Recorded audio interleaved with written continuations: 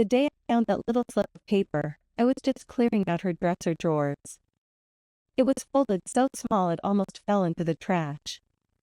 A pawn shop receipt. Dated January 14th, 1987. The same week I almost lost everything. My mother never said a word. Not once in 27 years. And I have to tell you what she gave up, because you deserve to know what real love looks like when nobody's watching. The house still smelled like her. That's the first thing Daniel noticed when he stepped through the front door of his mother's home in Millbrook, Ohio, a small town 40 minutes east of Columbus where the winters come hard and the summers feel borrowed. The smell was talcum powder and instant coffee and something warm underneath, like wool left near a radiator. He hadn't been inside this house in almost 8 months. Now he was here to pack it up. Ruth had passed quietly. That was how the hospice nurse described it. Quietly. As though a woman who had worked double shifts for 30 years, raised 3 children without complaint, and never once asked anyone for a single favor had simply decided she was finished and chose the most dignified exit available to her. Daniel believed that. It sounded exactly like something his mother would do. They started in the bedroom because that was the hardest room, and he'd learned from watching his older brother avoid it for 2 days that waiting didn't make anything easier. He pulled open the top drawer of the maple dresser, the one with the stuck left corner. She taped a note to that said lift and pull, and began sorting. Handkerchiefs.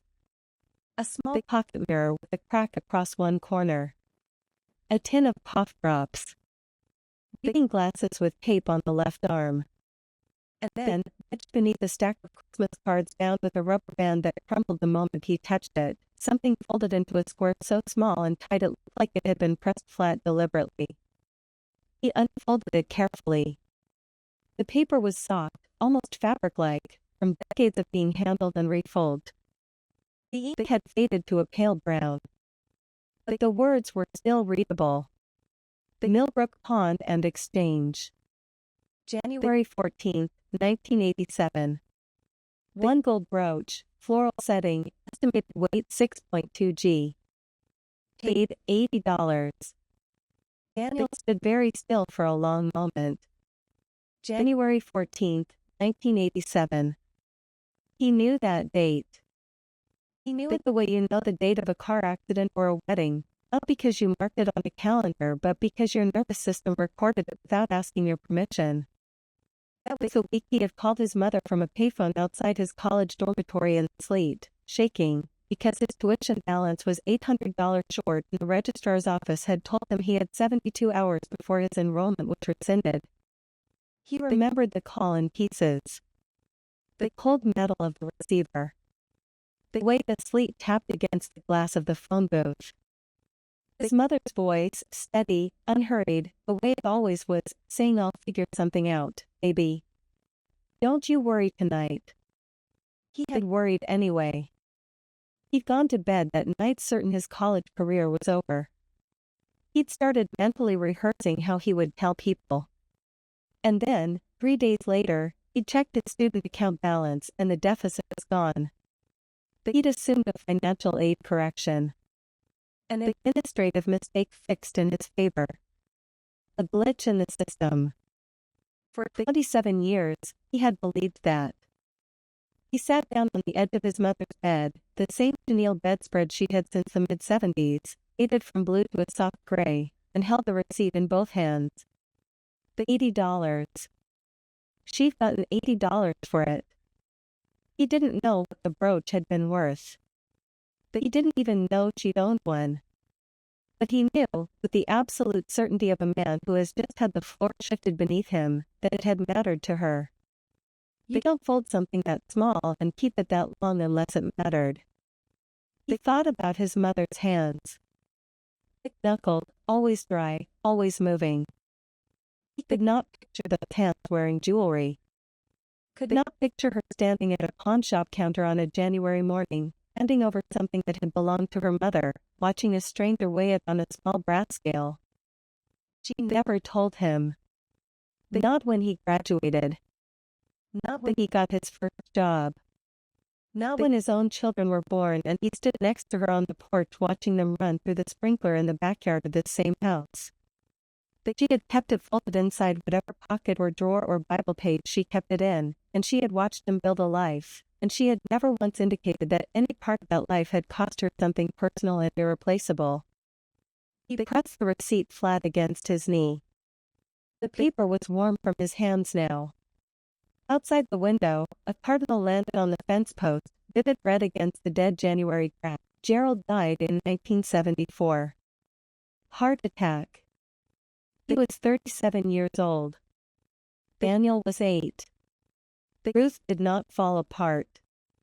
This is not a story about a woman who fell apart.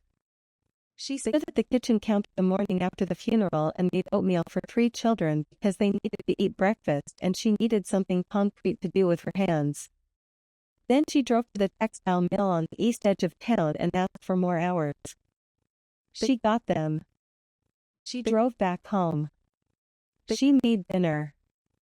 She ran the household on the position of a woman who understood exactly how much money came in and exactly how much had to go out and exactly how much room existed between those two numbers, which was never very much room at all. She kept a small tin on the kitchen shelf where she put whatever remained at the end of each week. Sometimes it was $2. Sometimes it was nothing. She never moved that tin from the shelf. It was a kind of compass. As long as there was a tin and something in it, they were managing. Her oldest daughter married young and moved to Kentucky. Her middle daughter took a job at the county hospital and stayed nearby. Daniel was the one who wanted college. He announced it when he was a junior in high school, standing in the kitchen while Ruth was washing dishes, and she turned off the faucet and dried her hands and said, "Then that's what we'll do." As though it were obvious. As though there were no question. She never told him that the week he left for school in September of 1984, she cried for the first time since Gerald's funeral. She cried in the bathroom with the fan running so nobody would hear. Then she washed her face and went back to the kitchen and made coffee. The distance between Millbrook and Daniels University in western Pennsylvania was about 300 miles. Long enough that visits were planned months in advance and involved careful budgeting for gas and a night in a cheap motel. This would be the trip twice a year, once in October, once in March. She brought him things each time. A casserole dish covered in foil. A new pair of thermal socks. An envelope of whatever cash she'd managed to accumulate from the tin over the previous months. She didn't tell him how long it took to save that cash. She didn't tell him about the overtime shifts or the skipped lunches. She handed him the envelope and said, "A little something to help," and then she asked about his classes and whether he was sleeping enough. The Daniels' junior year, the tin was nearly always empty. She had moved to a second job, weekend shifts at a grocery warehouse 30 minutes south. The extra income was absorbed almost immediately by a furnace repair, then a car repair, and then a water heater that gave out in November. The margins that had never been very wide became almost theoretical. She wrote Daniel letters. Typed on a second-hand typewriter she bought at a church sale in 1979. They were cheerful letters. They mentioned the weather and the neighbor's new dog and a funny thing one of his nieces had said. They did not mention the tin. They did not mention the warehouse shifts. They signed off the same way every time. "I'm proud of you every single day. Love, Mom." He wrote back when he could. She kept every letter in a shoebox on the top shelf of her closet. There were 41 of them. Ruth understood that worry travels in both directions. If Daniel knew how close the margins were, he would worry. If he worried, he might lose focus. If he lost focus, he might lose the thing she was working all of this toward. So she kept the letter cheerful, and she kept the tin out of its sight, and she kept moving, which was the only strategy she'd ever had. She was good at keeping things. The brooch had belonged to her mother, Ruth's mother, a woman named Clara who had received it as an engagement gift from Ruth's father sometime in the 1930s. It wasn't valuable in any commercial sense. It was a small gold flower with a stem that curved into a pin backing, worn smooth on the underside from decades of being fastened and unfastened. Clara They'd had given it to Ruth at her own wedding with no ceremony. Just put it into Ruth's palm and said, "Your grandmother wore this too, now you carry it." They had worn it twice. Once at her wedding. Once at Gerald's funeral. She They kept hid it in the top drawer of the maple dresser after that, neath the handkerchiefs, because it wasn't something you wore every day. It was something you kept. Until January of 1987, when she took it out of the drawer, wrapped carefully in a piece of tissue, put it in her coat pocket, and drove to the pawn shop on Route 7 without telling anyone. Daniel's phone call came on a Tuesday evening. They had just gotten home from her warehouse shift. They created in the specific way they did after 8 hours on concrete, and she was standing at the kitchen sink filling a pot for pasta when the phone rang. She dipped her hands. She was always drying her hands, and picked up.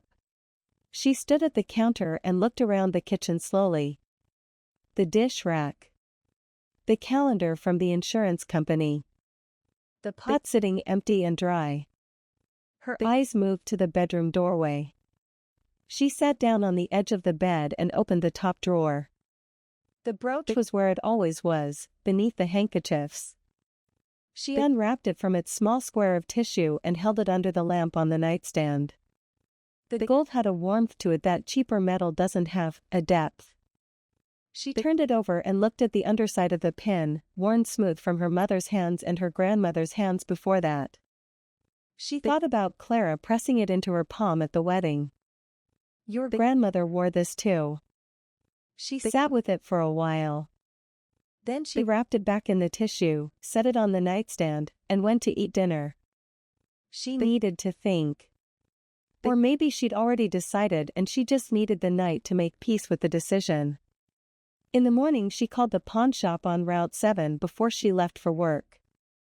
A man answered who sounded young and slightly bored. She described the piece, gold, floral, small, and asked what kind of assessment they did.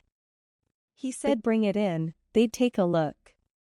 She said she'd come by on her lunch break. She did not tell her daughters. She did not write it in the letter she was composing to Daniel at the time. She tucked it into her coat pocket and drove to Route 7 at noon and sat across a counter from a young man with a jeweler's loupe who turned the brooch over several times and told her $80. She said that was fine. She had thought about whether she would feel something, regret, or grief, or the specific sadness of watching an object leave your hands forever. She felt something, but it was quieter than she expected. She signed the paperwork. She took the cash. She went back to work. That afternoon she called the financial aid office at Daniel's school from a payphone in the mill parking lot. She didn't want the call on her home phone bill, and arranged a payment toward his account. She explained she was his mother. The woman on the other end was efficient and pleasant and asked no questions. The transaction took 4 minutes. Ruth drove home. She made dinner. She finished the letter she was writing to Daniel and signed it the same way she always did. I'm proud of you every single day. Love, Mom. She did not mention the call. She did not mention Route 7. She sealed the envelope and set it on the table by the door to mail in the morning. She kept the pawn receipt because she wasn't sure why. She folded it small and put it in her Bible between the pages of a psalm she'd found comforting during the months after Gerald died. She didn't look at it again with any regularity. But she kept it there. Later, Daniel would try to reconstruct what those days had felt like for her.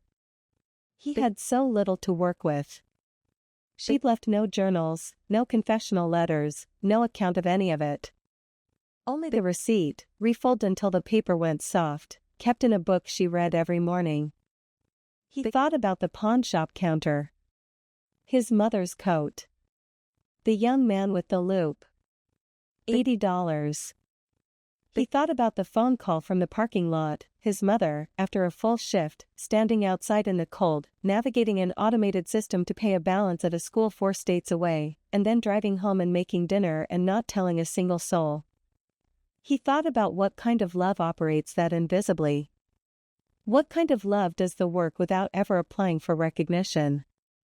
He didn't have a word for it. Daniel had not been an easy son to love from a distance. This isn't cruelty toward himself, it's just honest. He was absorbed. College does that to some people, especially those who arrived hungry for it, who felt for the first time that the world was larger and more textured than they'd known. He called home when he remembered to call. He wrote letters in intervals that grew longer as his course load increased. He thought about his mother the way you think about a fixed point. She was there, solid and reliable, and because she was always there it was easy to treat her presence as a given. He never asked what was in the tin.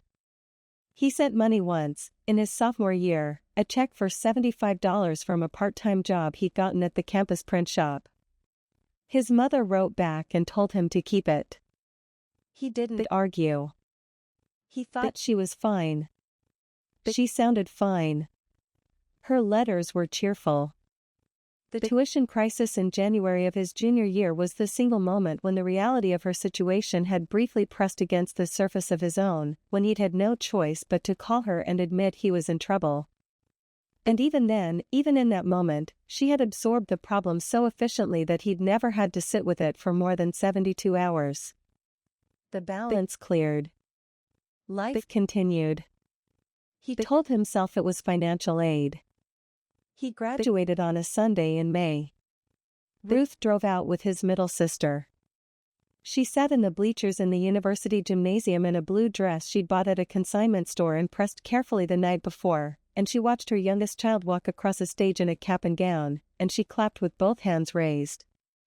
In the photographs from that day, she is smiling in a way that is difficult to describe, not the performed smile of someone marking an occasion, but the smile of a person who has arrived somewhere they worked a very long time to reach and is allowing themselves, just briefly, to feel it. Daniel doesn't remember if he thanked her specifically that day. He remembers the lunch after, at a diner near the highway. He remembers she ordered the soup. He doesn't remember the words he said to her. He moved to Columbus after graduation. Took a position with an engineering firm. Married in his late 20s. Had 2 children, a boy and a girl. He called his mother on Sundays, more reliably now, more deliberately. He drove out to Millbrook once a month and did whatever needed doing around the house, the stuck gutter, the fence post that had shifted, the window in the back bedroom that wouldn't seal properly. Ruth aged without complaint, which shouldn't have surprised him. She retired from the mill at 62 and filled her days with the same economy of motion she'd always had. The garden took up the hours the mill had used. She grew tomatoes and beans and more zucchini than anyone in Millbrook could consume. She gave it away to neighbors. She attended church on Sunday mornings. She read in the evenings. Any of the lunches, not during any of the many visits when Daniel sat at her kitchen table and drank her coffee and told her about the children, about work, about whatever was happening in his life. She listened. She asked questions. She told him he was doing a good job. She was very good at keeping things. The years had a texture to them that Daniel could feel only in retrospect, the Sunday calls, the lunches, the drives out to Millbrook. Ordinary. Warm. Underappreciated in the way that ordinary warmth always is. He understood this now, standing in her bedroom, holding the receipt. He understood it with the specific and irreversible clarity of something that cannot be undone. He had driven out to Millbrook hundreds of times. He had sat at her table and drunk her coffee and eaten her soup and talked about his life. He had thanked her for dinner. He had thanked her for gifts at Christmas. He had said "I love you" at the end of phone calls with the habituated ease of someone who has said it so many times it no longer requires thought. He had never once asked about the brooch. He hadn't known it existed. She hadn't told him. That asymmetry, between what she had done and what he had known, sat in his chest like something physical. Not quite guilt. Not quite grief. Something between the two, with no good name.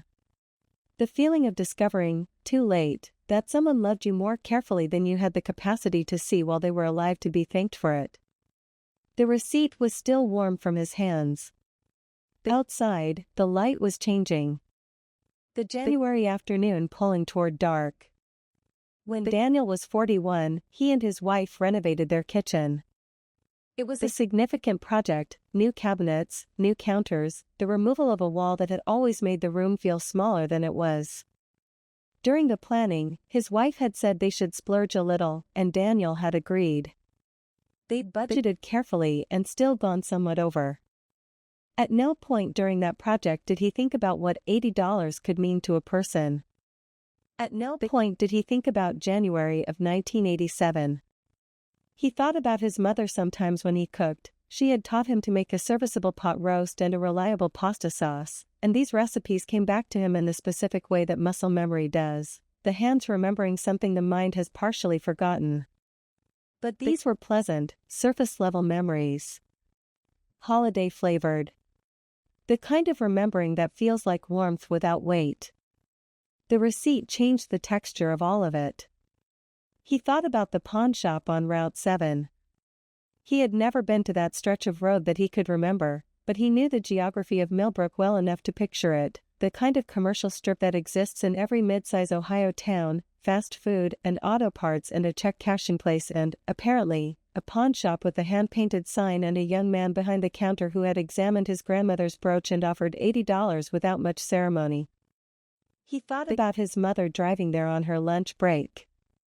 The coat she would have worn: she'd had a brown wool coat in the 80s with large buttons that he could still picture clearly. He thought about that coat.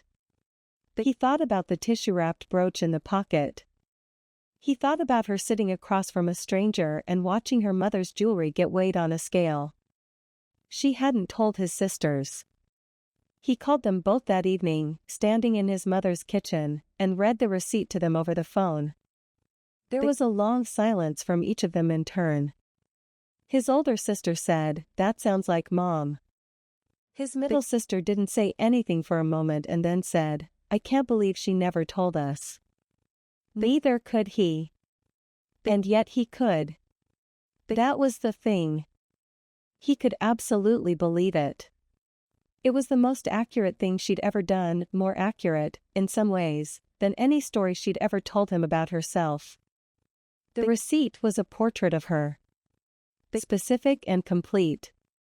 He had known his mother for 51 years. He had watched her move through the world with a particular kind of steadiness, unhurried, undemonstrative, quietly competent. He had understood this as personality. Temperament. The way some people are just calm. He understood now that it was also a practice. Something she had chosen and maintained deliberately. She had decided early, somewhere in the grief of 1974 and the long difficult years that followed, that the work of keeping a family intact was its own reward and did not require acknowledgement. She had decided to do the work and absorb the cost and keep moving and not make anyone feel the weight of it. She had done this for decades. He thought about what that required. What kind of sustained, daily decision it involved. Every week the tin on the shelf. Every letter signed "I'm proud of you" every single day. Every cheerful phone call. Every lunch where she ordered the soup and didn't mention Route 7. He had once told a colleague, during a conversation about work-life balance, the comfortable abstract kind of conversation that middle-class professionals have, that his mother had sacrificed a lot for him. He'd said it the way people say it. As a point. As a kind of biographical shorthand. He had not known, while saying it, that she had driven to a pawn shop on her lunch break in January and sold her mother's jewelry for $80 to keep his enrollment intact. He had not known what sacrifice actually looked like up close. He knew now. He sat in her kitchen until it was full dark outside. He found bread and some canned soup in the pantry and made himself dinner at her table. He ate slowly. The house was very quiet. He thought about $43 in a tin and $80 from a gold brooch and the precise gap between those two numbers and his tuition balance. He thought about the woman on the other end of the phone at the financial aid office, efficient, pleasant, no questions asked, and his mother standing in a cold parking lot at the end of a shift, navigating the call with the same composure she brought to everything. He thought about the letter she'd been writing. The one she sealed and mailed without mentioning any of it. I'm proud of you every single day. Love, Mom. He hadn't kept his letters from her. He wished, sitting in that kitchen in the dark, that he had kept every single one. He wished he had kept them the way she had kept his, all 41 of them, in a shoebox on the top shelf of the closet, tied with a rubber band. She had kept everything. He held the receipt on the table in front of him and looked at it in the kitchen light. $80, January 14, 1987. He found the shoebox the next morning. He put it off, the closet, the top shelf, the way you put off the things that will cost you the most. He pulled the step stool from beside the refrigerator, the same one he'd stood on as a child to reach the high cabinets, and climbed up and lifted the box down carefully. He sat on the floor with it in the hallway outside her bedroom. He didn't go into the bedroom. The hallway felt right. Neutral. A between space. He removed the rubber band, it dissolved, really, fell apart at the first touch, leaving a faint orange mark on the stack of envelopes, and began to go through the letters. His own handwriting, younger and then slightly less young, on envelopes postmarked from Pennsylvania and then from Columbus. He counted them as he went. 41. She had kept every one. He had written 41 letters over the course of his adult life, irregularly, hastily, some of them clearly short, and she had kept all of them in a shoebox on the top shelf of the closet and tied them with a rubber band that had been there long enough to decay on contact. He read some of them. Reading his own old letters is a disorienting thing, the way looking at photographs of yourself from a distance you can no longer access. He sounded young. Preoccupied with things that seemed important at the time and now sat lightly on the page. He described a professor he didn't like. He described the campus in autumn. He described, in one letter from February of his junior year, feeling relieved that the tuition situation had resolved, turned out to be an admin correction, everything's fine now, don't worry, and he sat with that sentence for a long time. Don't worry. She had never worried because she had solved it. She had solved it quietly and completely and then sealed it inside herself and let him believe in administrative corrections for the rest of her life. He set the letters carefully back in the box. He sat on the floor of the hallway for a while. The furnace kicked on, the same furnace she'd had repaired twice, the one that made a sound like a clearing throat when it started, and the house filled with the low steady warmth of it. He thought about his children. He thought about the things he would do for them without a second thought, the money, the time, the complete unconscious willingness to absorb whatever needed absorbing so that their lives moved forward without interruption. He'd always thought of this as basic. Expected. The ordinary machinery of parenting. He understood now that it wasn't ordinary. That what looks effortless from the outside is sometimes the result of an enormous sustained effort that nobody sees, by design, because the person doing it decided long ago that love works better when it doesn't draw attention to its cost. He had not thanked her enough. He knew this with certainty. Not in the way that guilt works, accusatory, spiraling, but in the simpler, heavier way of just knowing something true. He had not thanked her enough because he hadn't known. And he hadn't known because she had worked very hard to make sure he didn't. He wished he could call her. He would have said, I found the receipt, Mom. I know what you did. I understand now what I was too young and too absorbed to understand before, and I want you to know that I know. He would have said it plainly, without performance, the way she did everything. He thought she would have been quiet for a moment. Then she probably would have said something like, well, it was nothing, because that's what she would have said, and that's what it would have been to her. Not nothing in value, but nothing in the sense of, this is what you do, this is what love is, there's no need to make a whole thing of it. He sat on the floor of the hallway until his back stiffened, and then he got up and went to the kitchen and made coffee. He stood at the same counter where she had stood for decades. The sink with the same window above it that looked out at the same backyard where he'd played as a child and where his own children had run through the sprinkler in summer. He held his coffee cup with both hands and looked out the window. The backyard was January gray. The garden was bare. The place where the tomato stakes went in spring was just cold ground. He thought about all the summers the garden had produced. All the zucchini given away to neighbors. All the soup she'd made. All the Sunday mornings and the letters and the phone calls and the lunches at diners where she ordered the soup and asked him how the children were doing. He thought about a woman standing at a pawnshop counter on her lunch break, watching a stranger weigh a piece of jewelry that had been in her family for 2 generations, and saying that's fine and taking $80 in cash and going back to work and not telling anyone for the rest of her life. He thought, I never knew her. Not all the way. And now I never will. And then, more quietly, but I know this. I have this. She left it where I'd find it.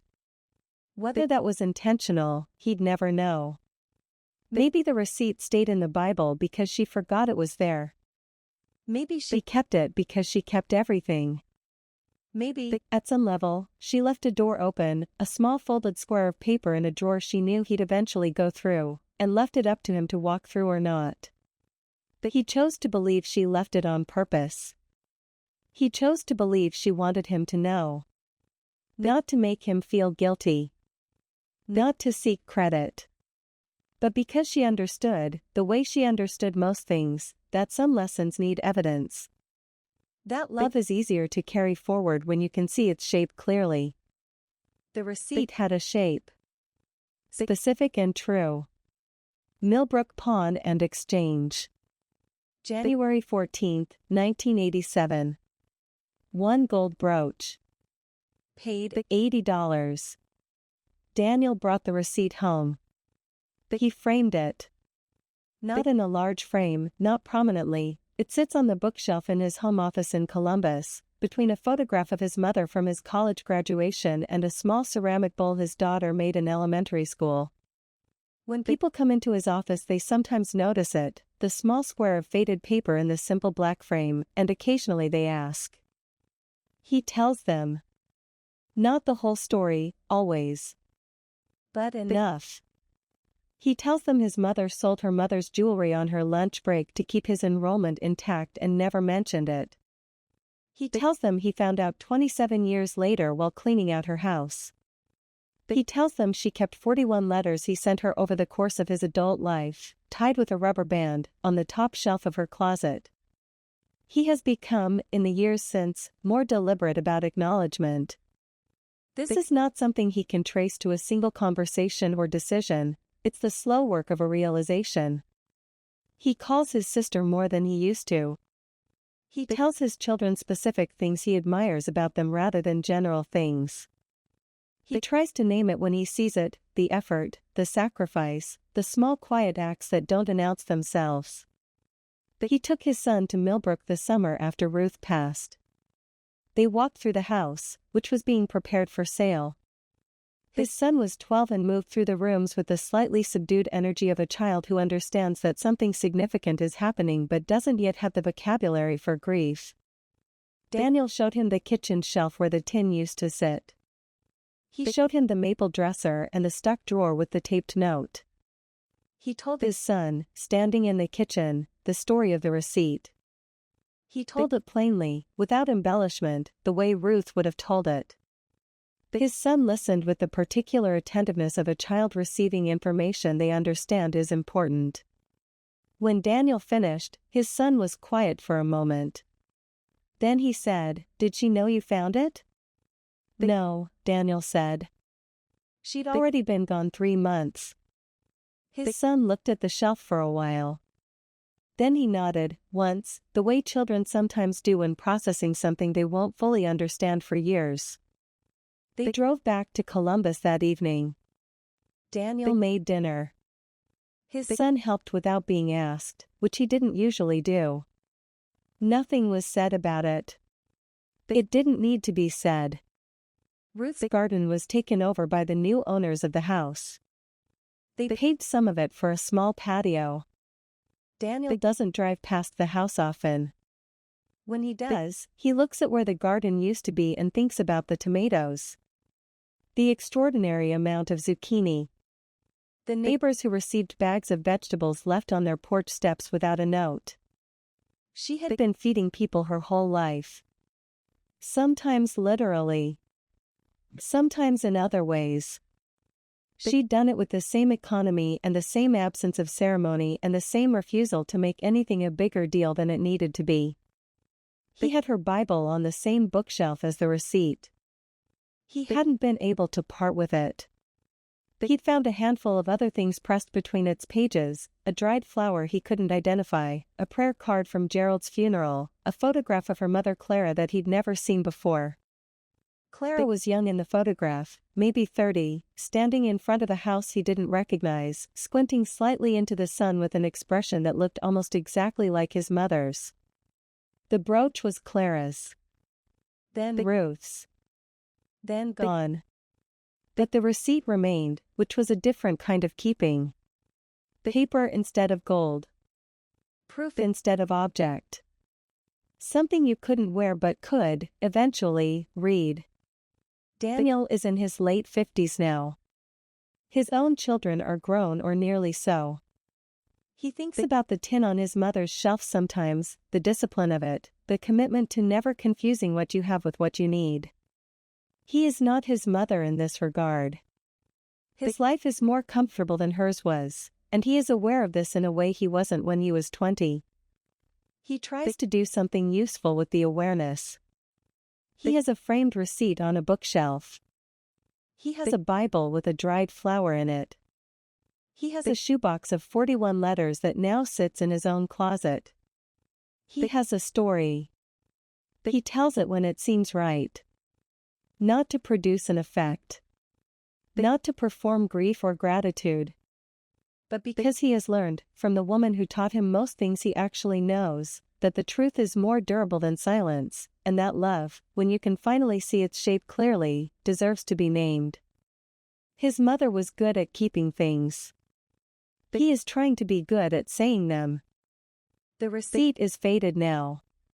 Even behind the glass, even in the frame, the ink has continued its slow migration toward invisible. The numbers are still legible. The date is still clear. But another decade or two and there may not be much left to read. Daniel thinks about this sometimes. He thinks about all the things his mother kept that he'll never know about. The conversations she didn't have. The costs she absorbed without record. The small adjustments she made to her own life, the lunch she didn't buy, the coat she didn't replace, the tin she refilled week after week, that left no evidence behind. He thinks about how many people live surrounded by love exactly like this and don't know it. How many people are the beneficiaries of quiet, invisible sacrifice that operates in the background of their lives like a structure they've never examined. How many Ruth Marshes are out there right now, driving to work, writing letters, standing at counters, making adjustments, without a single person around them understanding what they're doing or why. He thinks, look closer. That's what the receipt taught him. Not guilt. Not debt. Not the impossible arithmetic of trying to calculate what you owe someone for loving you well. Just look closer. Pay more attention. Ask the questions while there's still time to ask them.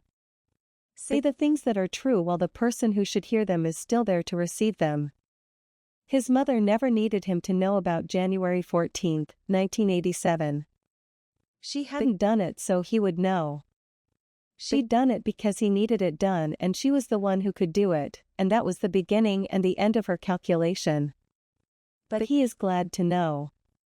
He is grateful for the receipt, for the soft-worn paper, for whatever combination of habit and intention and maybe even a small deliberate hope led her to keep it all those years. He is is grateful for the drawer with the stuck corner and the taped note and the handkerchiefs and the Christmas cards and every ordinary thing she kept that added up to a life he could, finally, partially see. He keeps the receipt framed. He keeps the Bible. He keeps the letters. and he Tries, not always successfully, not without the ordinary failures of attention and distraction and the comfortable assumption that people will be there tomorrow, to say the things that are true. The ones that matter most don't always get said. But he tries. That's what she would have wanted. Not credit. Not ceremony. Just do the work. keep Moving. Take care of the people in your life. And if You you love someone, tell them while they're here. if This story touched something in you, share it with someone you love before you scroll past. Leave a comment below telling us about a sacrifice someone made for you that you only understood later. You'd be surprised how many people need to read your story today. Subscribe to American Granny Stories so you never miss these moments. Every single story we share is a reminder that the people who loved us most often did it where nobody was watching.